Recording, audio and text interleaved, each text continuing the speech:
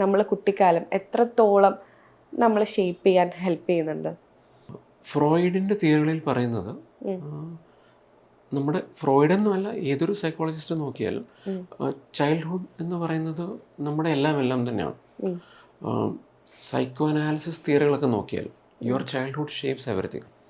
നമ്മുടെ ലൈഫിൻ്റെ എന്ത് ഇഷ്യൂ നോക്കിയാലും അത് നമ്മൾ പുറമോട്ട് റിഗ്രസ് ചെയ്ത് നമ്മുടെ ചൈൽഡ്ഹുഡിൽ നോക്കിയാൽ നമ്മുടെ ഇന്നത്തെ ഇഷ്യൂവിൻ്റെ ആൻസർ ചൈൽഡ്ഹുഡിൽ ഉണ്ടാവും എന്നാണ് സൈക്കോ അനാലിസിസ് തിയറികൾ പറയുന്നത്. ഇപ്പോൾ സിഗ്മണ്ട് ഫ്രോയിഡൊക്കെ അതിൽ പെട്ടവരാണ്.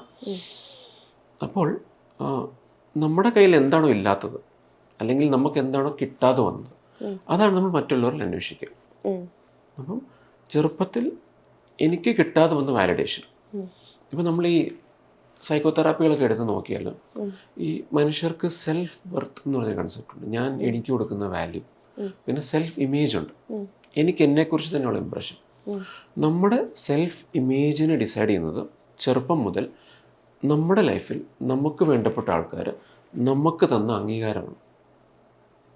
ആ അംഗീകാരമാണ് നമ്മളെ ഞാനെന്ന കൺസെപ്റ്റ്, ഞാനെന്ന ഐഡൻറ്റിറ്റി ഡിഫൈൻ ചെയ്യാൻ എന്നെ സഹായിക്കുന്നു.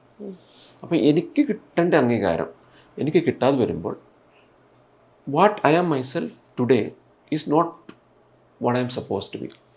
അതായത് എനിക്ക് എന്നെക്കുറിച്ചുള്ള സെൽഫ് ഇമേജ് കുറച്ച് ഡിസ്റ്റോർട്ടഡ് ആണ്.